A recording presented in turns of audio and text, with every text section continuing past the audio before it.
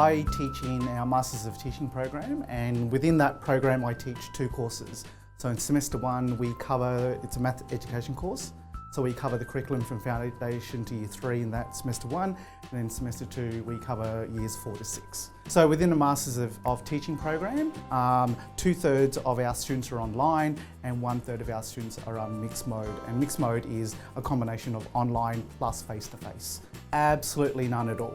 I had seen and I had read about e-portfolios, but within other areas of education, so within the arts or within sport, but no personal experience of portfolios myself.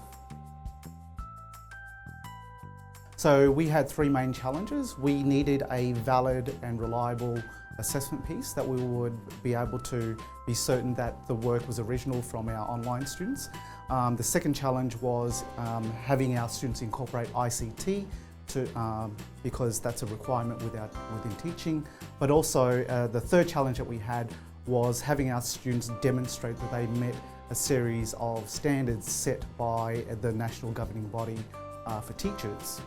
So the major challenge that we had was providing tangible evidence of students' ability to teach, and we didn't think that performance in an exam or the ability to write an essay was a good indicator of a student's ability to teach, so that's why we turned to a portfolio approach within these courses.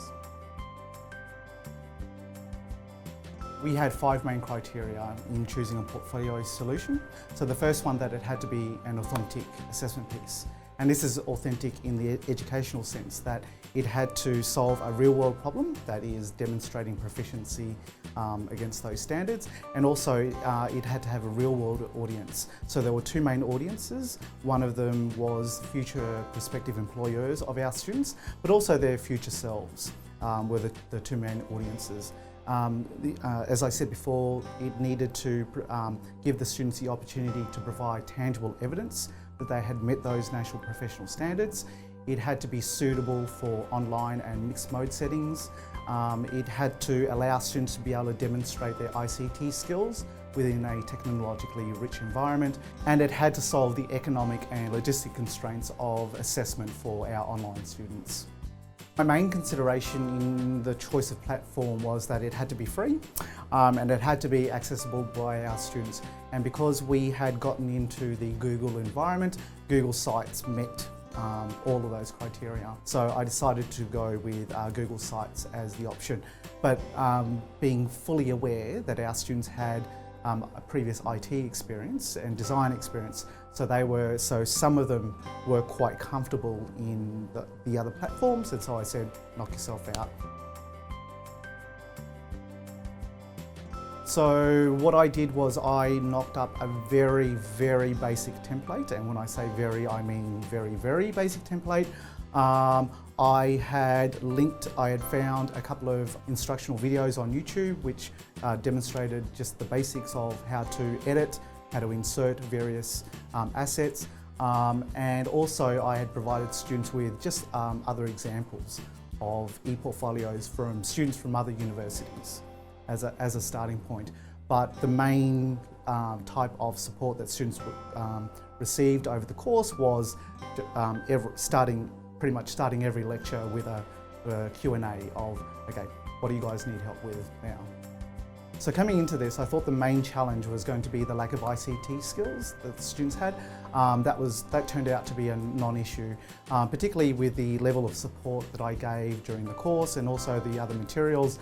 Students were able to sail through that side of the portfolios. The main challenge that I faced was actually changing student mindset about the portfolio itself. Rather than treating it just like another piece of assessment, a large part of what I was doing in semester 1 was changing mindsets, that this just isn't another activity, it's not a workbook for you to fill in the blanks, that this is a creative piece where you have to make design decisions about, does this video, does it demonstrate my ability to its fullest? That was the main challenge I faced. So I think there were 2 main benefits. The first one was just seeing the quality of the work that the students produced. I think once I was really able to change that student mindset, that this was not an activity, not a workbook, that this is a creative piece, really, as students were really able to take it and run with the concept. And so just the quality of their final portfolios just blew me away. The other thing was student satisfaction. At the beginning of the year, believe it or not, mathematics isn't a lot of people's favourite subject, but by the end of the year, I think with the portfolio and all the activities, I think I was able to change a lot of people's attitudes to mathematics. And so that was a really satisfying outcome of using portfolios.